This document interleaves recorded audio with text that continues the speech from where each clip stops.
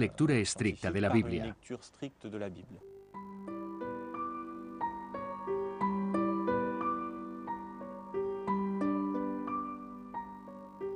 La época de Buffon, el siglo XVIII, es un periodo en el que se realizan grandes viajes. La sociedad occidental siente mucha curiosidad.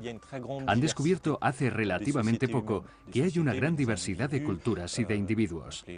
Existen diferentes razas, colores, morfologías, y Buffon atribuye esta enorme diversidad principalmente al entorno. Buffon trata de demostrar que los hombres se transforman en función del clima. Los cabellos se convierten en lana, la piel se convierte en cuero. Y según su teoría, a partir de un mismo tipo humano, que él sitúa en la cuenca del Mediterráneo, se van a obtener todos los pueblos del mundo. Ese fue un importante dato en el que se fundó la antropología moderna.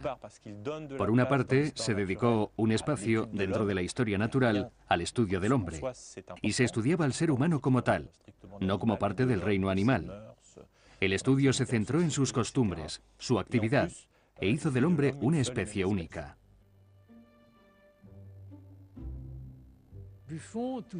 Pero de pronto Buffon se ganó la enemistad de una parte importante de la comunidad científica, concretamente de los naturalistas.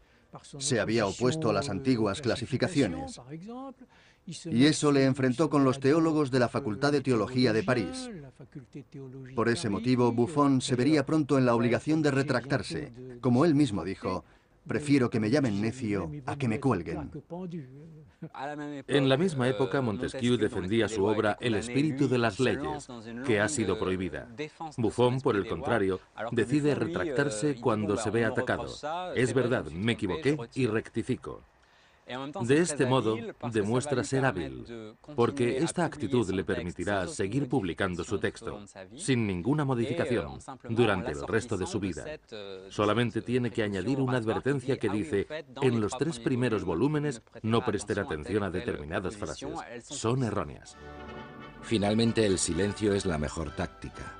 Ninguna crítica va a mermar el éxito de su obra y de los siguientes volúmenes. En aquella época el escándalo ya produce beneficios. La historia natural de Buffon es la obra que más presente está en las bibliotecas francesas, junto con la enciclopedia de Diderot y d'Alembert. Es más célebre incluso que la Nueva Eloísa o que el espectáculo de la naturaleza de Pluche. Esta obra impresionó a mucha gente en el siglo XVIII. Fue un bestseller. Ya en vida de Buffon hubo numerosas traducciones a lenguas extranjeras y también adaptaciones, falsificaciones, robos. La obra de Buffon ocupó la imprenta real durante un cuarto de siglo. Messire Georges Louis Leclerc, chevalier, seigneur de Buffon, Montbard, la mairie et autres lieux, intendant du Jardin Royal des Plantes à Paris, trésorier perpétuel de l'Académie Royale des Sciences et des Académies de Londres et de Berlin. El 22 de septiembre de 1752, a los 45 años, Buffon se casa con Marie-Françoise de Saint-Bellin-Malin, que acaba de cumplir 20 años. La joven desciende de una antigua familia de la nobleza de Borgoña, una familia de tanto renombre que los títulos de Buffon resultan insignificantes ante los de su suegro, el señor François-Henri de Saint-Bellin.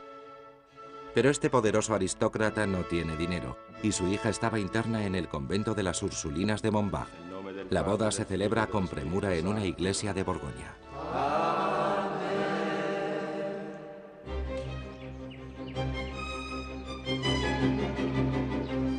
Los recién casados parten inmediatamente a Montbard. Casado o no, Buffon necesita tranquilidad para trabajar.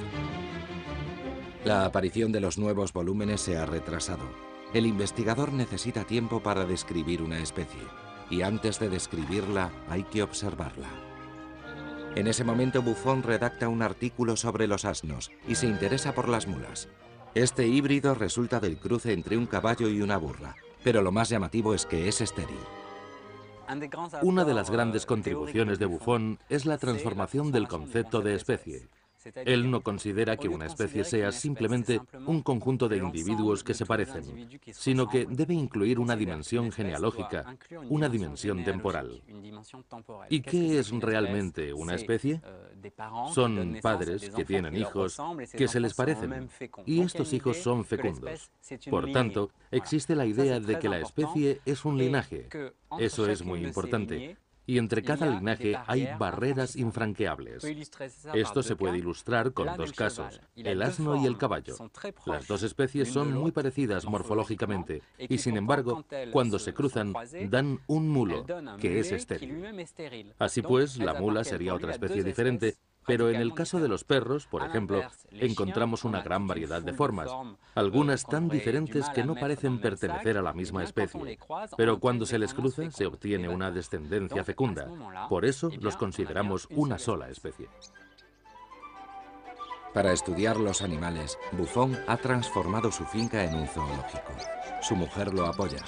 Y para contentarlo, ella y su sobrina cuidan de las aves instaladas en la terraza. Finalmente, el papagayo traído de América se ha acostumbrado al clima de Borgoña y las cotorras de Nueva Caledonia se reproducen en cautividad.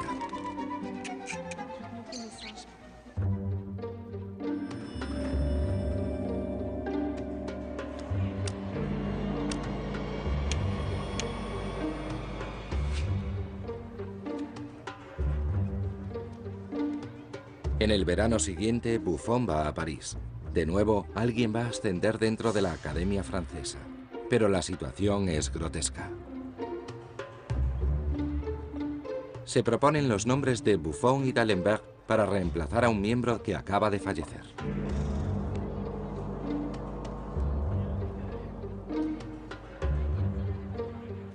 Pero según la Academia, los dos candidatos renuncian en favor de un tal Piron, un poeta de Borgoña que cuenta con el apoyo del rey y de Madame de Pompadour.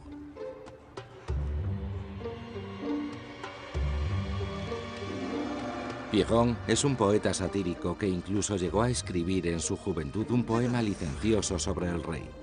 Algunas personas denuncian este hecho y Luis XV rechaza su candidatura. Buffon y d'Alembert eran dos personajes polémicos. El primero había rechazado las teorías del Génesis y el segundo también había mostrado conductas reprochables. Pero para encontrar una salida, la Academia escoge a Buffon. Lo dispensan de las tradicionales ceremonias, algo de lo que él se enorgullecía.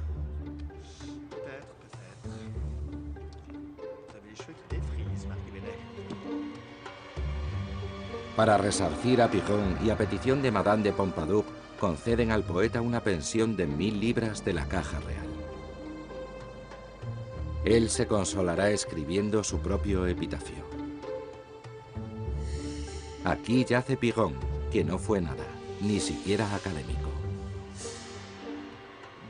En 1753, Buffon entra en la Academia Francesa y pronuncia un famoso discurso sobre el estilo. La idea central se resume en su célebre frase, el estilo es el hombre. Y no solo desarrolla esta teoría, sino que la pone en práctica ampliamente. También en 1753 se publica el cuarto volumen de su Historia Natural que trata sobre los cuadrúpedos. En este volumen reafirma sus ideas y manifiesta claramente su modo de ver a los animales. Pero no solo se preocupa de transmitir su pensamiento, también demuestra un gran esfuerzo en la forma y en la escritura. Entre 1753 y 1767 aparecen los 12 tomos dedicados a los animales cuadrúpedos. Cada especie animal descrita corresponde a un espécimen conservado en el gabinete del rey, y numerosas planchas anatómicas ilustran el texto de Buffon. Cuando empezamos a leer la historia natural, descubrimos que el primer animal dibujado es el hombre. A continuación, el primer cuadrúpedo realmente célebre es el caballo. Se trata del animal más noble que jamás haya domesticado el ser humano. Después del caballo, encontramos los animales domésticos y luego los animales salvajes. Y sin embargo, al ir recorriendo las páginas de esta obra, da la sensación de que no existe ninguna organización. Esto ocurre porque Buffon no ha mantenido una clasificación ni un orden sistemático, tal y como se espera en la naturaleza. Pero es la impresión general. De hecho, Buffon comienza describiendo los animales más conocidos. Su objetivo es un tanto pedagógico. Empieza por lo más cercano y más básico, y así poco a poco nos va acercando a las especies que conocemos menos. En este marco tiene sentido comenzar por el hombre y el caballo. Son las especies que más conocemos. La medicina, en el caso del hombre, y la ciencia veterinaria, en el caso del caballo, representan una gran cantidad de conocimientos anatómicos. Y además, el hombre es el prototipo de mamífero bípedo y el caballo es el prototipo de cuadrúpedo. Cuando Buffon encuentre una nueva especie y trate de describirla, la situará, por comparación, más cerca de una o de otra forma. Al principio de la historia natural solo encontramos animales bien asentados sobre sus cuatro patas. Y a medida que progresan los volúmenes, encontramos formas que van irguiéndose. A partir del tomo 13 hay animales que comienzan a tender una mano para levantarse. Y en los últimos tomos de la historia natural llegamos a las imágenes de los monos, que son los que tienden a una postura bípeda.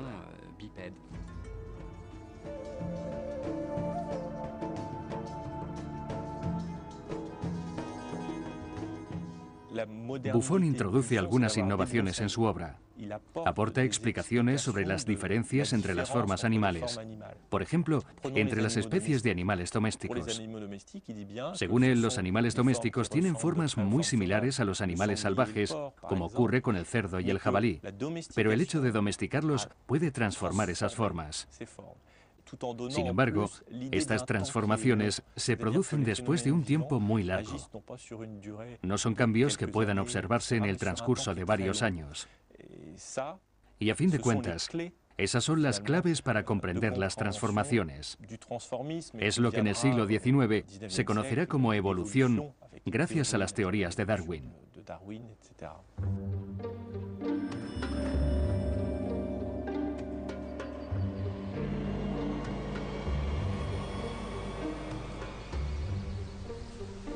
En 1764, Marie-Françoise Buffon está embarazada y, como todas las futuras madres, se muestra impaciente por conocer su porvenir.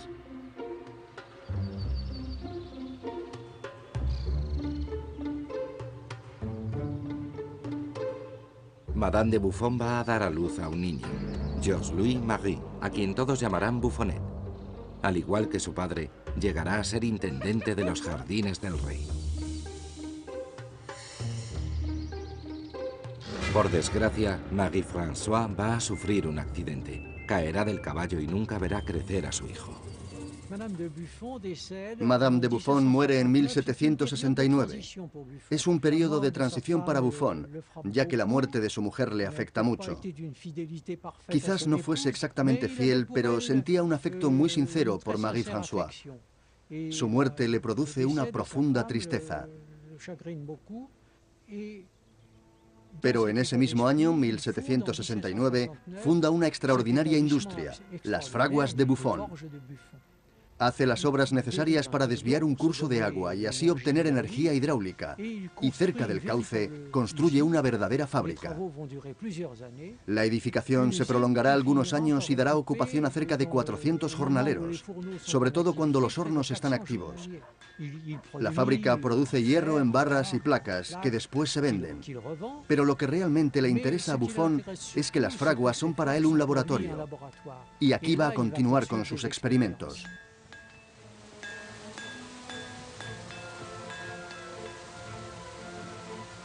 Las fraguas le permiten continuar con sus estudios sobre la propagación del calor en los cuerpos.